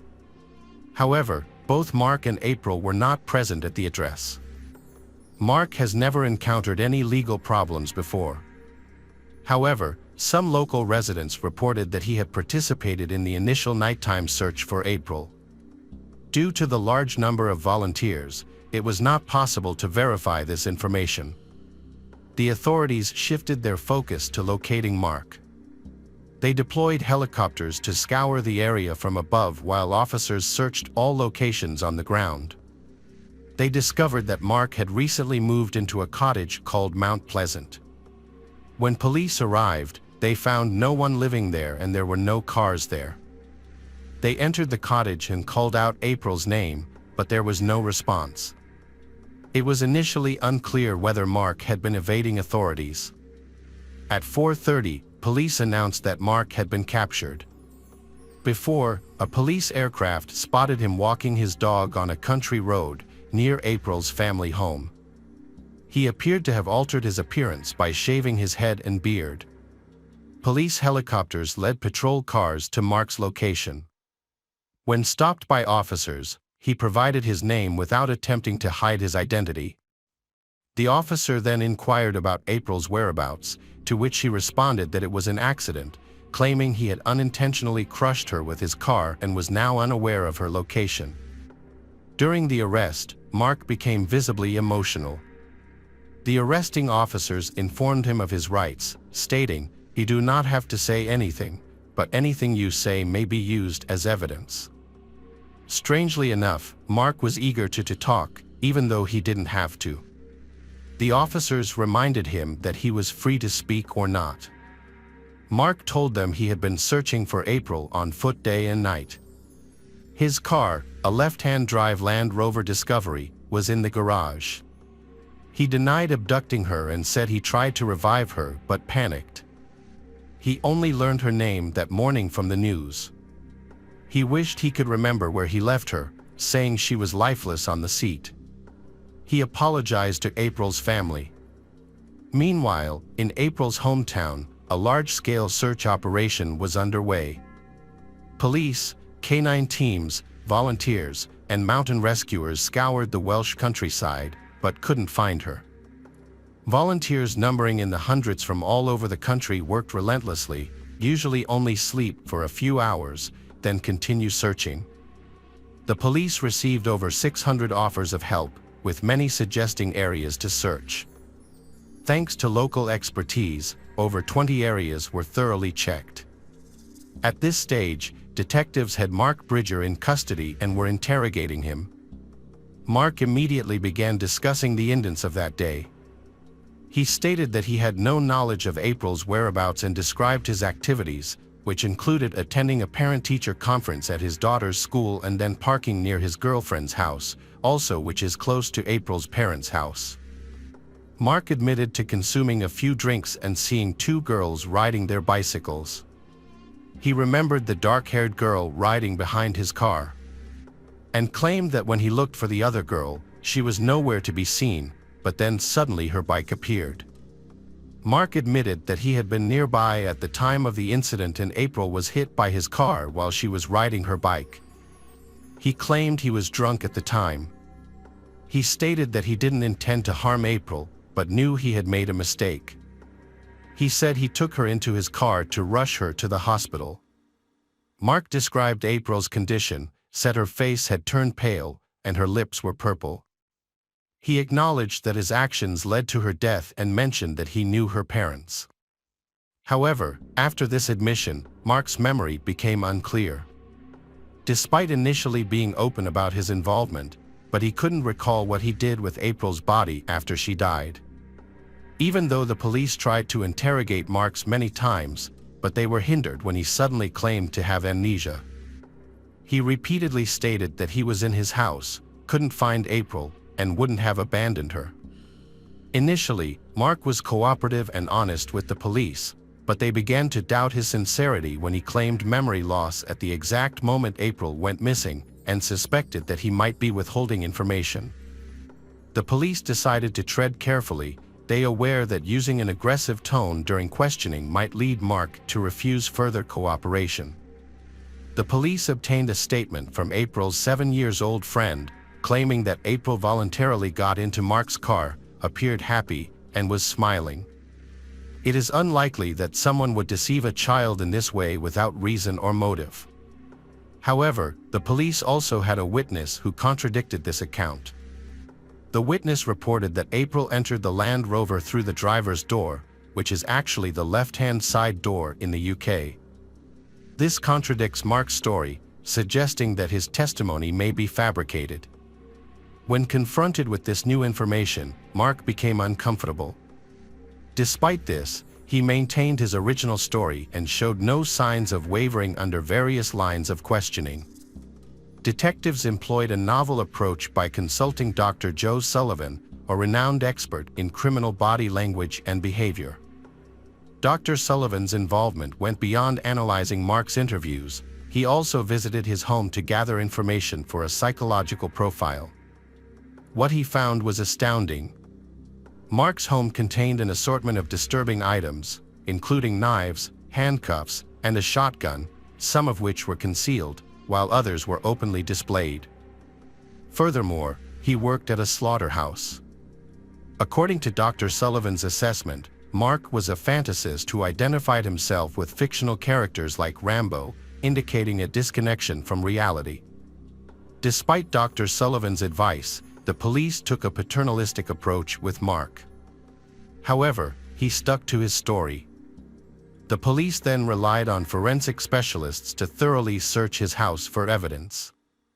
The search team found small specks of blood in the restroom, but at that point, it was unclear whose blood it was.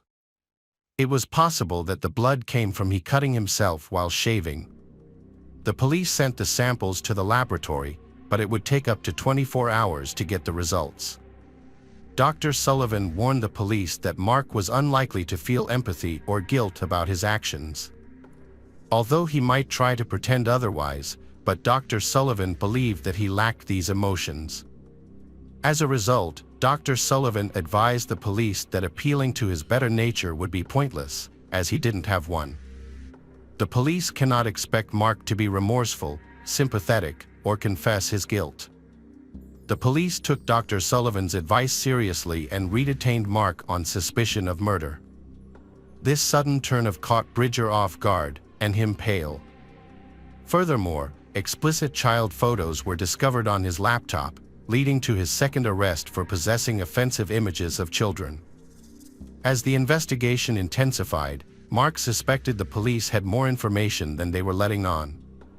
Meanwhile, April's parents were informed on Thursday, 3 days after her disappearance, that the police had shifted their focus from finding her alive to investigating a murder case. They had to break the devastating news to their children that they had lost a sister. Receiving news that their daughter was presumed dead, but her body hasn't been found yet, was a difficult pill to swallow. The police kept this information from Mark, but they also advised the volunteers who had been tirelessly searching for April to stand down and let the experts handle the situation. However, this suggestion was met with resistance from the hundreds of volunteers, many of whom were in tears as they left the site. On Friday, 4 days after April vanished, police search teams continued their search for clues. There was no evidence that Mark killed April, according to forensic experts. A thorough examination of his Land Rover revealed no marks, no blood, no hair, and no skin. This was despite Mark's claim that there should have been signs of April's injuries, such as scratches on the bumper or blood or hair inside the car. He tried to explain by saying he didn't see any blood on April after his car hit her. Although April was run over, she didn't appear to have any open wounds. However, Mark's story was about to be exposed as a fabrication. On Friday night at 6:15 p.m., the lab contacted the detectives. The results of the DNA comparison between April's toothbrush and the blood spatters found in Mark's restroom. They matched. Additionally, DNA evidence was found on his fleece collar and jogging bottoms. After gathering enough evidence, the police charged April. They found photos on his laptop, which they showed him during questioning. The photos depicted minors being sexualized, exploited, and manipulated. However, Mark denied any wrongdoing, claiming he didn't enjoy things, despite being shown the images and asked to describe them. The photos were disturbing and something no reasonable person would have. Mark also denied searching for explicit websites for personal gratification, even when confronted with his internet search history. After 3.5 days in custody, the police's 96-hour questioning period was almost over. They made one last attempt to get Mark to tell the truth. The decision to press charges now rested with the Crown Prosecution Service. The police questioned Mark about April's whereabouts and whether he intended to murder her. They pointed out that no blood was found on the bathroom walls at his house, yet a full DNA profile of April was discovered. Mark claimed that if he had blood on his hands and didn't dry them, he might have accidentally flicked blood onto the walls. However, this contradicted his previous statement that he hadn't experienced any issues with blood for a week prior. Despite the inconsistencies, Mark stuck to his story, stating that some blood must have been present, even though he had previously claimed there was no blood on him or April, or in the car. Mark was subjected to intense police questioning regarding the images found on his laptop. The police were struggling to find ways to get him to reveal the truth. When asked if he was using the photographs for self-gratification, he denied it. However, he did suggest that a buildup of sexual frustration might have contributed to his actions on the morning in question. Mark's composure eventually began to crack under the pressure of questioning. He became agitated, raised his voice, and started using profanity. It was clear that he took issue with being labeled a pedophile. After a lengthy and challenging process, the police were finally able to uncover Mark's true nature.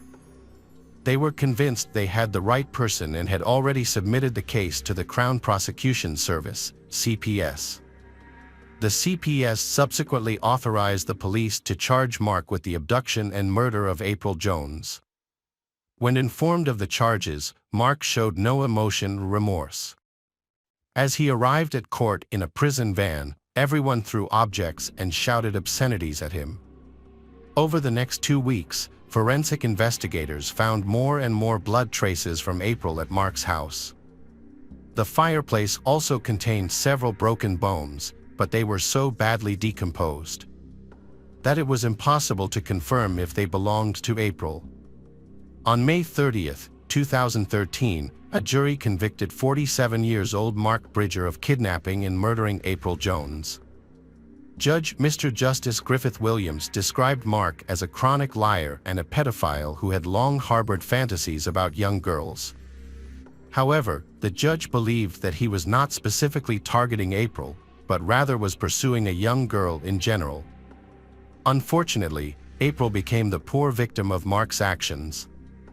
Mr. Justice Griffith Williams immediately sentenced Mark Bridger to life in prison, with the details of his sentence to remain undisclosed to the public. Mark claimed that April's death was a tragic accident, resulting from his car hitting her. However, his credibility had been lost long before his trial, in the eyes of both law enforcement and the judicial system. Given the overwhelming evidence against him, Mark was unable to escape justice. April was a young girl who was playing outside with her friend, then she was targeted by an individual with a twisted mind. April's family was relieved that Mark would spend the rest of his life in prison, unable to harm any more children, despite their overwhelming grief. However, April's remains were never found after the trial. While 17 bone fragments were discovered in Mark's house, but it was impossible to point out that they belonged to April. April's passing has left an unfillable void in the hearts of her loved ones.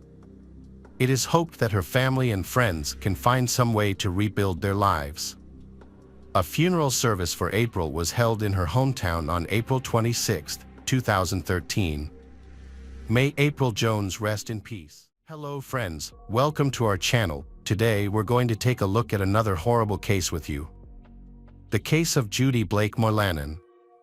Judy Blake was born on October 16, 1957, in Hancock, Michigan, into a conservative family. As the only daughter, Judy was loved dearly by her parents and 2 older brothers. Her parents, Dale and Marianne, were active members of the Redeemer Free Lutheran Church and also ran a successful business called Dale Service. Through this, they provided Judy with a comfortable life in a warm environment.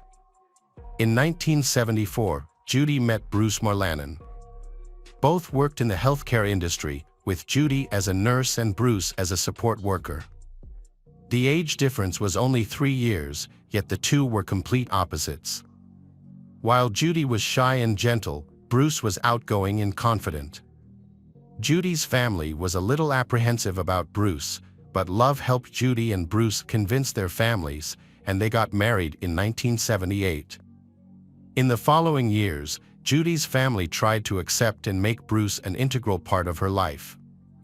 It seemed to work because Bruce got along well with Judy's family. Another happy turning point came in 1989 when Judy gave birth to their daughter, Elise. However, the joy and peace in their family life were short-lived.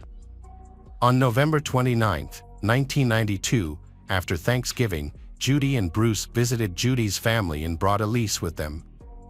It was also the last day of hunting season in the Upper Peninsula. Bruce and Judy's brothers went into the nearby woods to hunt deer on Sunday morning, while Judy stayed at home with her mother and Elise. Judy took her Springer Spaniel and her parents' dog, Streak, for a walk in the woods behind the Blake home on Highway 38 in Ontonagon County, Michigan. When Judy's mother, Mary Ann, said goodbye to her daughter, she had no idea it would be the last time she would see her. 2.5 hours passed without Judy, and Mary Ann became worried. Although Judy was familiar with the woods, the possibility of an accident or trouble was concerning, especially since hunting was still ongoing. A neighbor joined Mary Ann in searching for Judy. As it grew dark, the two women had difficulty following Judy's footprints along the trail. After nearly an hour of searching, Mary Ann came across a terrifying sight. On one of the trails in the woods, Mary Ann saw Judy lying motionless. The dogs were still circling the area. When they tried to turn Judy over, they found a terrible wound and bleeding in her chest, indicating that Judy was no longer alive.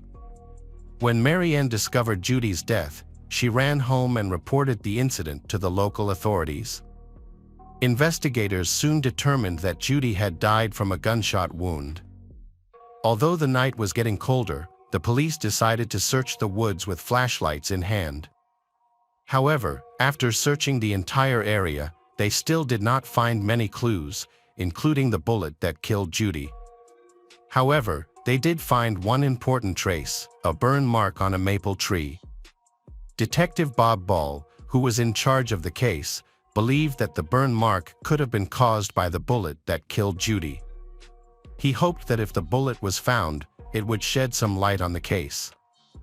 Forensic tests later confirmed that the burn mark was indeed caused by a bullet. Based on the position of the body in the burn marks, investigators concluded that the bullet struck Judy first, passed through her heart, exited her body through her left side, hit a tree, and eventually landed somewhere in the woods. Initially, the incident was ruled a tragic accident. Investigators believed that a stray bullet from an unknown hunter killed Judy, which was not unusual in the area. However, determining who was responsible for Judy's death was a difficult task, as bullets from high-powered rifles can often travel 3 miles or more. Most of the time, hunters don't realize that their bullets have killed a person. While Judy's body is being taken to the medical examiner's office, the detectives begin interviewing family members. Everyone seems deeply saddened by the tragedy, but an unusual statement from Bruce makes Detective Bob uncomfortable. Bruce criticizes Judy for not being more careful. Bruce becomes a suspect because, in most brutal cases, the person closest to the victim is usually the suspect. However, Detective Bob also knows that Bruce may just be a husband trying to hide his grief. Bruce's brothers claim that Bruce was with them all day, and they are certain that he had nothing to do with Judy's death. They are even unhappy with the police for considering Bruce a suspect. After 2 days, the autopsy report reveals an important detail about the time of death, estimating it at around 3 p.m. When Detective Bob returns to interview Judy's family again with this new information, Bruce's relatives reveal that although Bruce was with them for most of the day, they did not see him at a particular time. Judy's family, however, remains completely convinced of his innocence. They believe the investigation is flawed in accusing a man who is still grieving the loss of his wife. However, they do not know that the detectives have their own reasons for believing that Judy's death was not an accident. By analyzing the trajectory of the bullet and forensic evidence, investigators find that the bullet entered the body at an upward angle. This is a significant finding because if Judy had been shot by a hunter, the bullet would have entered the body at a downward angle. This raises the suspicion that Judy's death was a targeted murder. However, one question remains: was the killer really Bruce? To verify their suspicions, the detectives decide to summon Bruce for a thorough investigation. On December 11, 1992, Just 12 days after the investigation began, Bruce is invited to the sheriff's office for a formal interview. After a brief interview with Detective Bob, Bruce recounts in detail where he had been on the day his wife died and provides the names of nearly 30 people who witnessed his presence that day. However, there is a suspicious 30-minute gap in Bruce's itinerary on the day of the incident that he cannot explain. Despite his repeated claims of having nothing to do with his wife's death, this gap causes Detective Bob to begin questioning what Bruce might be hiding. The truth about Bruce's guilt remains unclear, but his behavior raises suspicions. After his wife's death, Bruce does not spend much time on the funeral. Over the following weeks, he goes skiing, hangs out with friends, and even flirts with some of his deceased wife's friends instead of taking care of his daughter. This causes Judy's family to begin suspecting Bruce, although they initially supported him. Bruce's behavior is the cause of this suspicion.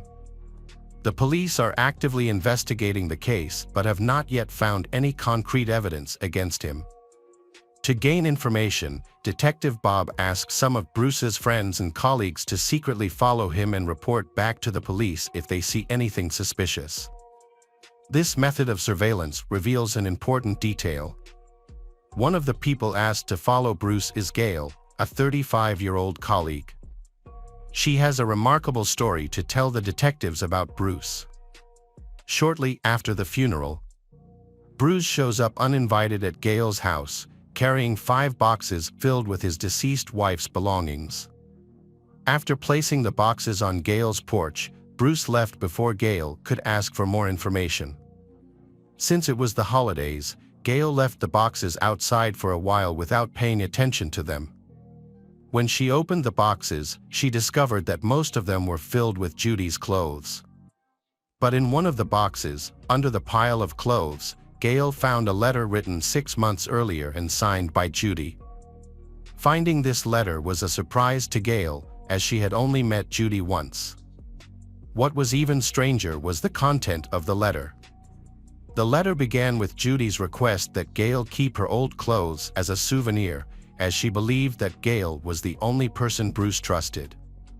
The letter then went into many intimate details about Bruce and Judy's marriage, about why they were no longer compatible and were on the verge of divorce. The letter even mentioned that Bruce needed a new girlfriend. The strangest thing about the letter was that the writer ended by praising Bruce's ability in bed.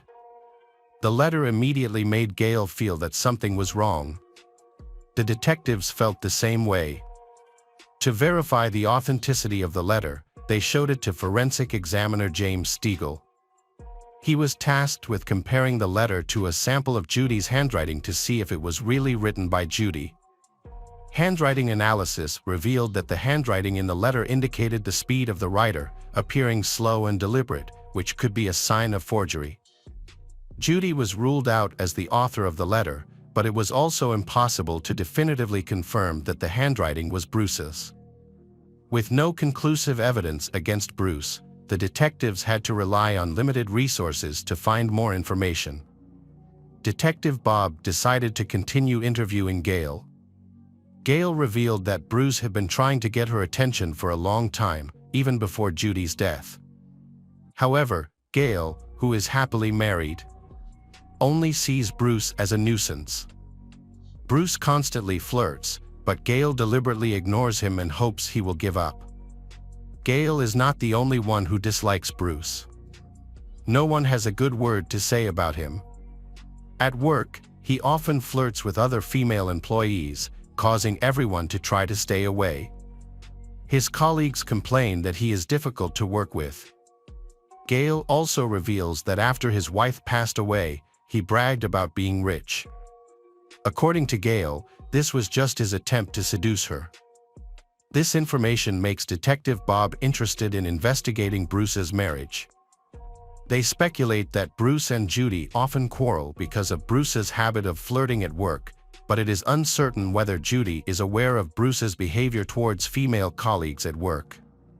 However, the detective also discovered that Bruce and Judy's financial problems, caused primarily by Bruce's irresponsibility in overspending, had occurred in the months leading up to Judy's death.